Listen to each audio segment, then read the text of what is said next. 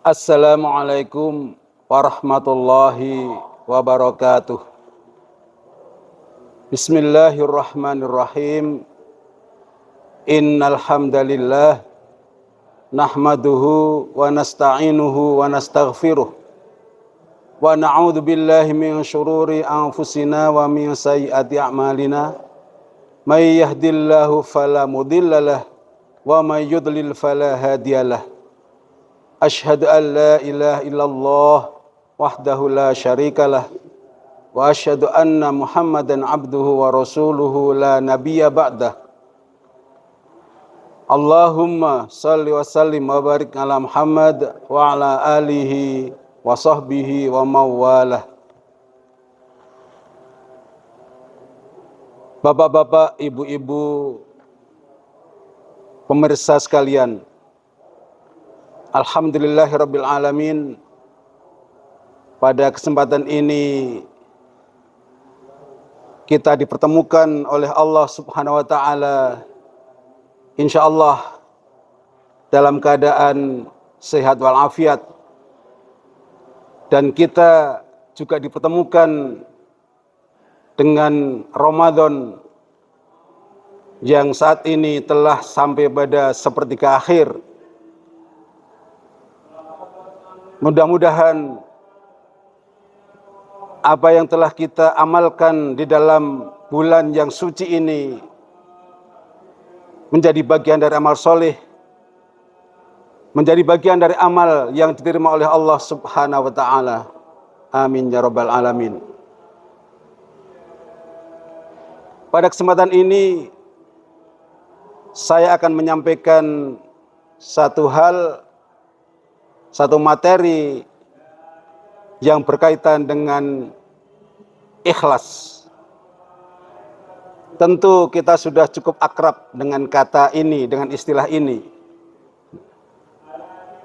Meskipun demikian, kalau kita teliti, kata ikhlas yang sangat akrab dengan perbendaharaan dalam agama Islam, ini ternyata di dalam Al-Quran tidak muncul satu kali pun di dalam ayat. Kata ikhlas muncul hanya menjadi satu nama surat, yaitu nama surat Al-Ikhlas. Sementara kata-kata yang muncul yang berkaitan dengan ikhlas adalah kata-kata yang merupakan pengembangan dari kata itu sendiri. Seperti kata mukhlisin atau kata mukhlasin dan semacamnya. Tentu sudah kita pahami bahwa kata ikhlas berkaitan dengan kebersihan niat, kelurusan niat, kemurnian niat yang ada di dalam hati seorang mukmin ketika beramal.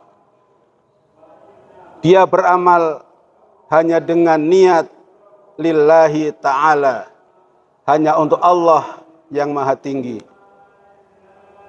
Sementara ketika kita beramal tercampur dengan urusan yang lain, tercampur dengan niat yang lain, misalnya karena ingin dipuji, karena ingin dilihat oleh orang lain, karena ingin dianggap baik oleh orang lain, maka tentu di situ kata ikhlas sudah tercampuri, sudah terkotori dengan niat-niat yang lain. Salah satu sahabat yang oleh para mufassir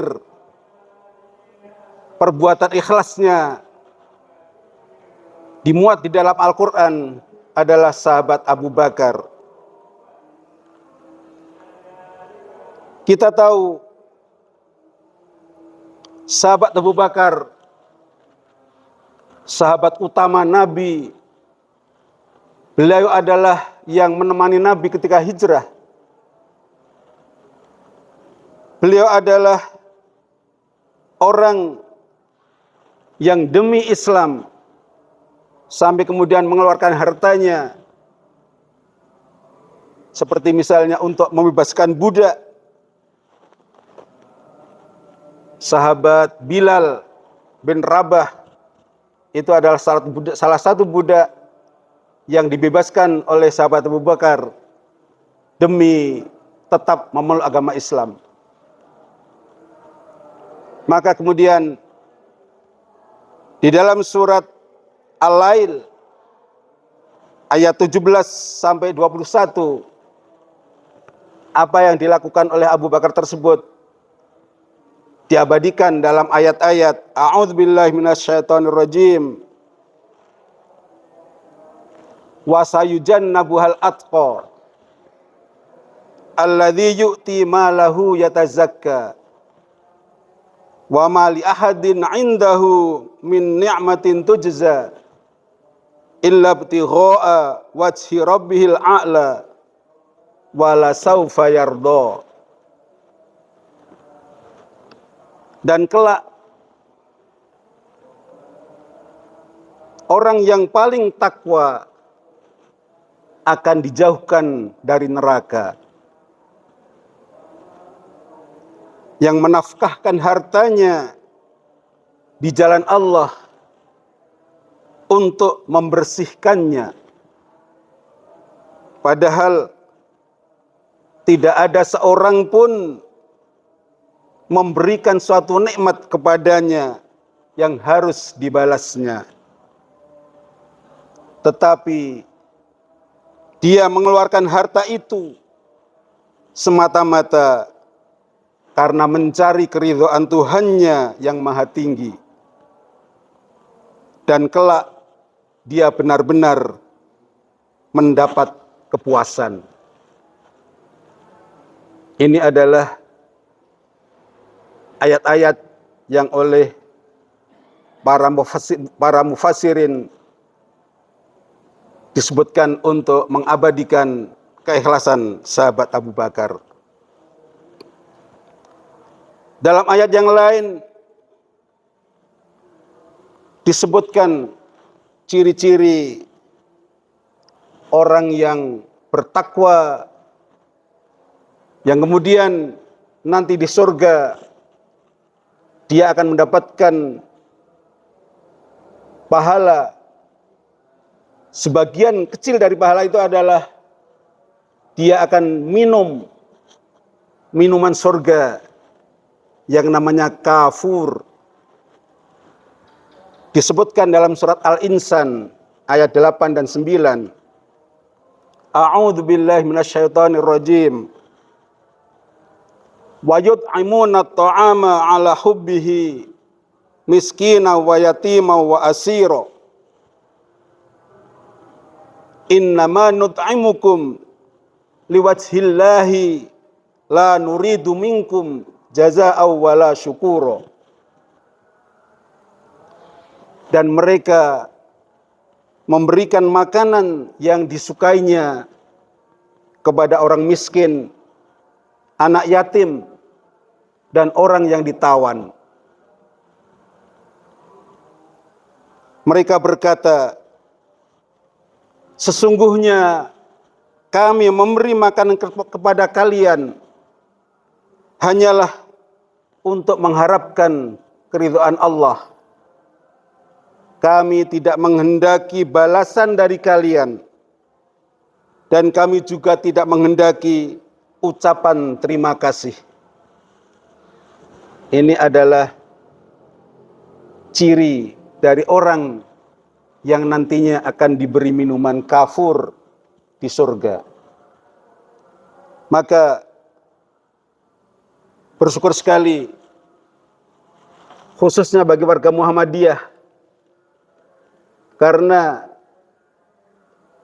melalui persyarikatan peluang kita untuk berbuat ikhlas itu bisa kita lakukan dengan lebih banyak. Misalnya kita akan berinfak, bersedekah, supaya orang tidak tahu, tersembunyi dari orang lain. Bisa kita salurkan sedekah itu melalui lajismu. Atau misalnya kita ingin berinfak kepada anak yatim, bisa kita serahkan melalui panti asuhan yatim Muhammadiyah yang ada.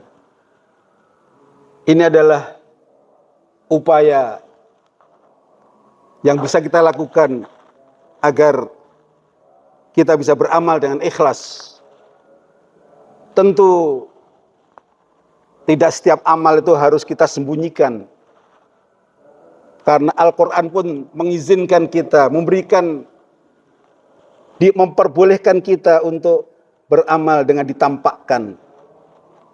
Tetapi tentu ketika kita berniat menampakkan amal kita, sungguh kehati-hatian di dalam hati kita harus lebih kita kuatkan. Kita boleh menampakkan amal, salah satunya adalah agar bisa ditiru oleh orang lain. Seandainya hal itu sulit, maka tentu pilihan menyembunyikan amal soleh adalah lebih baik. Demikian apa yang saya sampaikan pada kesempatan ini. Sungguh perbuatan ikhlas adalah perbuatan yang mulia. Tetapi kita tahu betul bahwa itu hal yang sulit. Apalagi di zaman medsos yang begini kuat. Begitu banyak godaan kita untuk menampilkan apa yang telah kita lakukan melalui foto selfie atau melalui unggahan-unggahan kita. Oleh karena itu, semakin terbuka media, maka semangat kita untuk berikhlas dalam beramal juga harus semakin kita kuatkan. Demikian, semoga bermanfaat. Segala kesalahan mohon maaf. Subhanakallahumma bihamdika asyhadu an la ilaha illa anta astaghfiruka wa atubu ilaik. Assalamualaikum warahmatullahi wabarakatuh.